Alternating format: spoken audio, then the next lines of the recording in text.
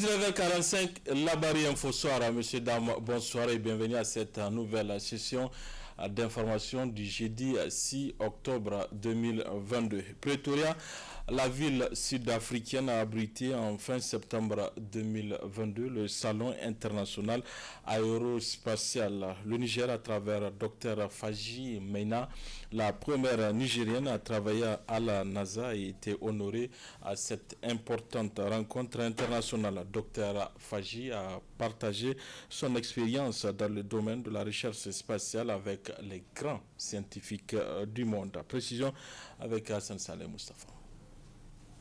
La 11e édition du Salon de l'Afrique Aerospace and Defense Exhibition 2022 s'est déroulée du 21 au 25 septembre 2022 à Pretoria, en Afrique du Sud. En effet, le Salon ADD est la première exposition africaine sur les technologies de l'air, de la terre et de la mer et est fièrement organisé conjointement par l'Association sud-africaine des industries aérospatiales, maritimes et de défense et l'Association de l'aviation commerciale d'Afrique australe en collaboration avec le département sud-africain de la défense et des vétérans militaires. Ainsi, tous les 2 ans, l'Afrique du Sud organise sous la férule du ministère de la Défense cet événement. Il est le plus grand salon de l'armement, l'aéronautique et de la défense en Afrique. Initialement prévu en septembre 2020, la 11e édition de l'AD a fini par se tenir du 21 au 25 septembre 2022 sous les auspices de la renaissance de l'industrialisation de l'Afrique à travers le développement de son industrie de la défense afin de moins dépendre de l'extérieur. Pour consacrer cette stratégie, un chapitre dédié à la jeunesse a été ouvert afin d'inciter les jeunes Africains, plus particulièrement les jeunes Sud-Africains, à s'intéresser au domaine de la science.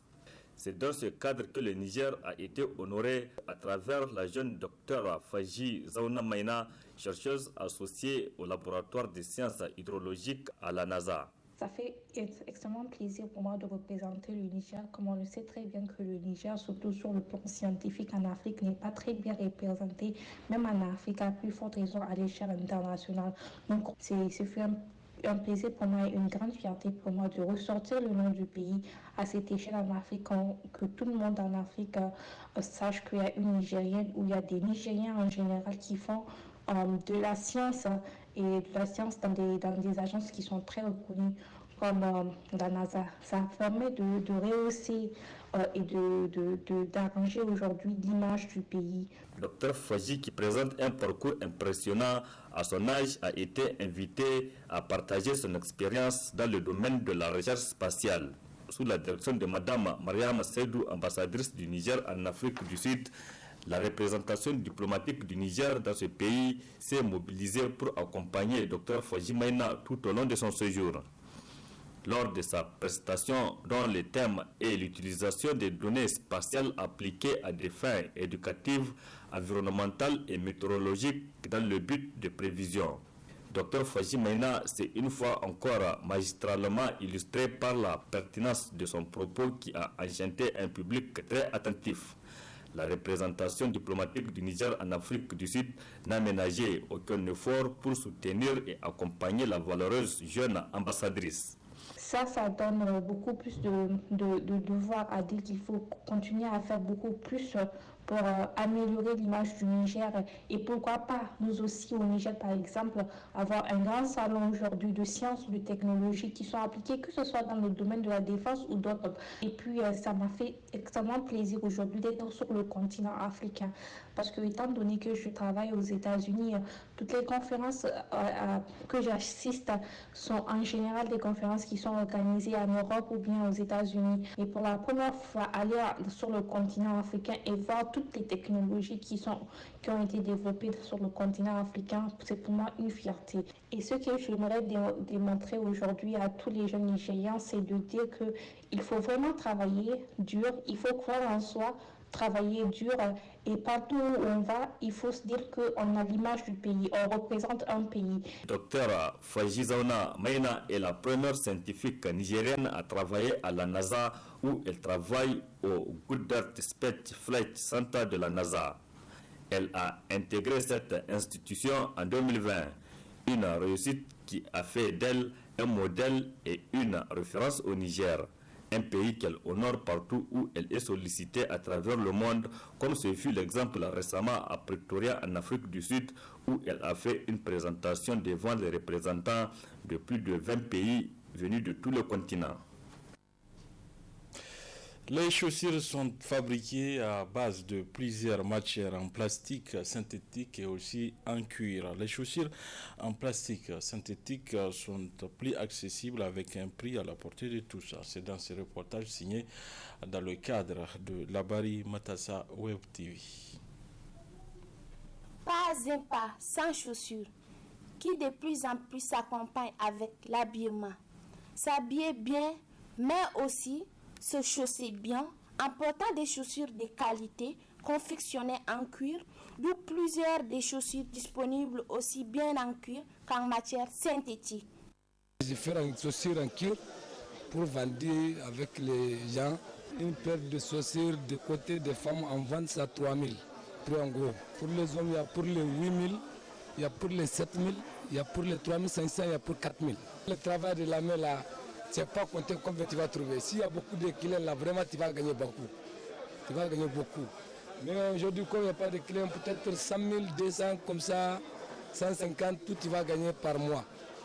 Oui, mais les jours qu'il y a beaucoup de clients, même 500 000 tu vas gagner par mois. Il y a des bénéfices aussi. On a des pour cuir, on a des ceux qui n'ont pas cuir. Bon, on a fait un peu de temps, mais on n'a pas duré ici. Actuellement, c'est plus bon qu'avant. Je peux gagner 25 000, 30 000 comme ça parfois. Et parfois, tu sais, le commerce, parfois, je ne peux même pas gagner.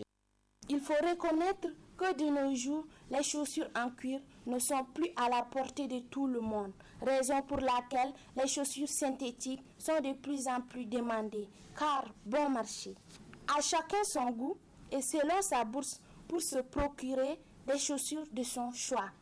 Les chaussures en cuir là, d'abord c'est l'artisanat africain, c'est des gens qui fabriquent localement.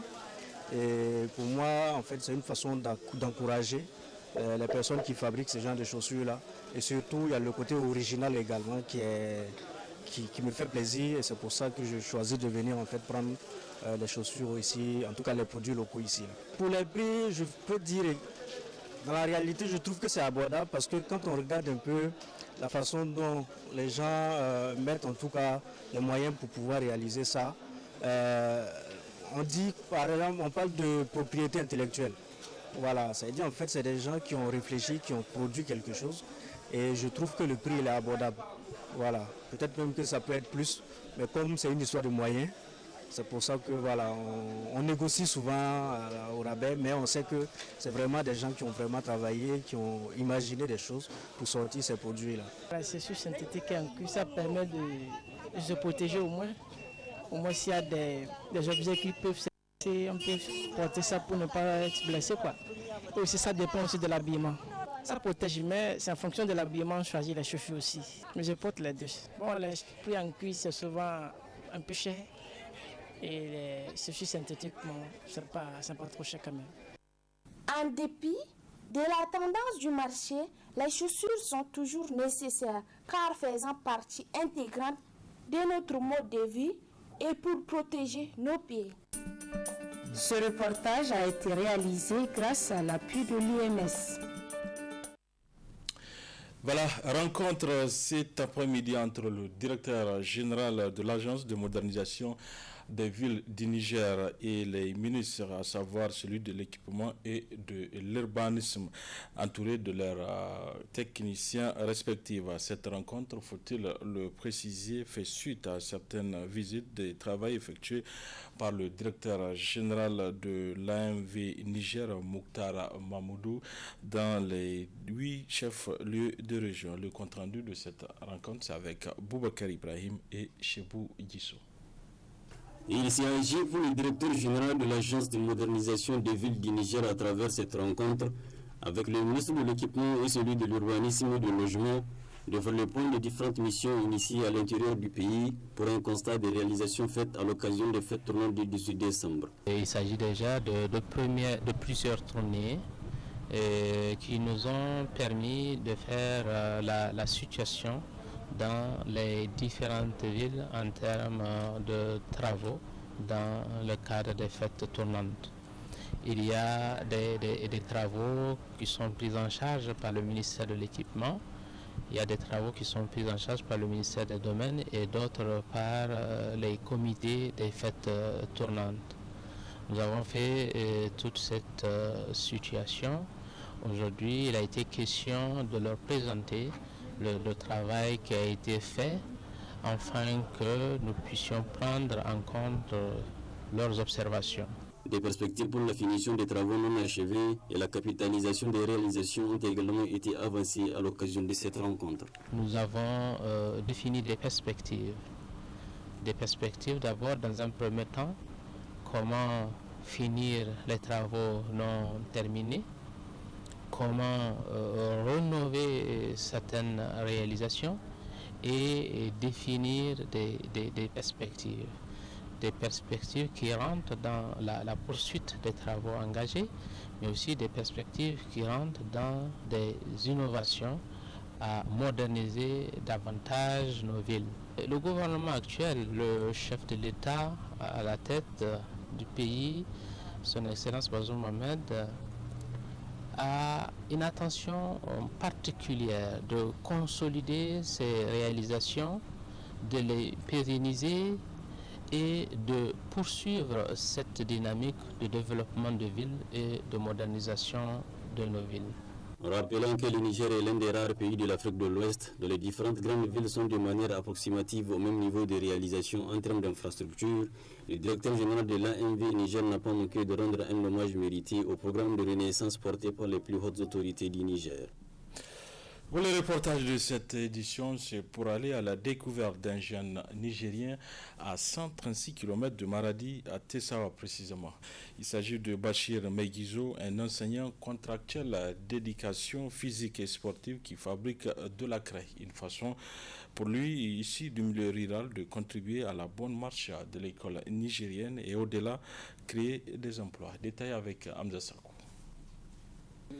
Partant de son amour pour l'éducation et de sa volonté à contribuer à sa bonne marche, enseignant de formation, Bachir Megizo est un jeune de Tessawa qui fabrique de la craie. Après avoir suivi en seulement quelques mois une formation au Bénin et une autre en ligne dans ce domaine, le jeune enseignant se débrouille avec ses maigres moyens pour se procurer des matériels de fabrication de la craie. En tant qu'enseignant, donc, je me suis dit pourquoi ne pas investir et s'intéresser dans ce domaine.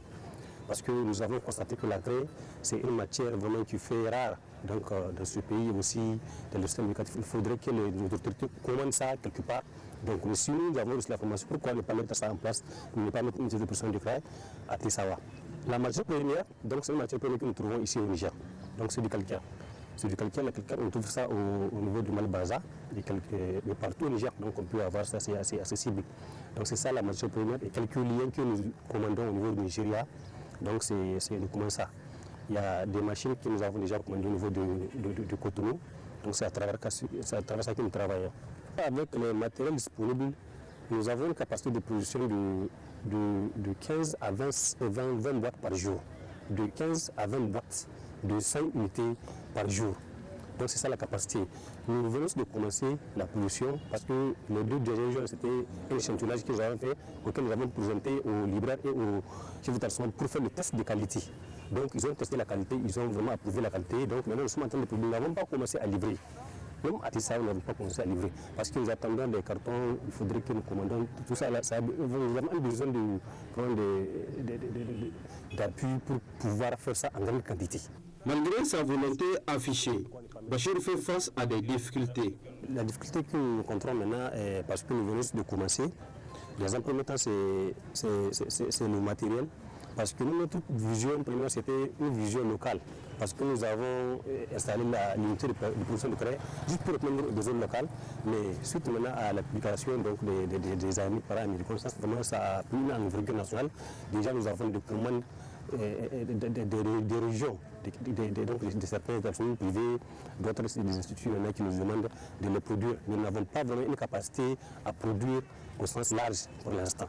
Donc c'est ça vraiment la difficulté que nous rencontrons. Et aussi un problème de matériel vraiment adéquat pour mieux faire vraiment la craie. Voilà, c'est la fin de cette édition. Merci à vous de l'avoir suivi. Au revoir.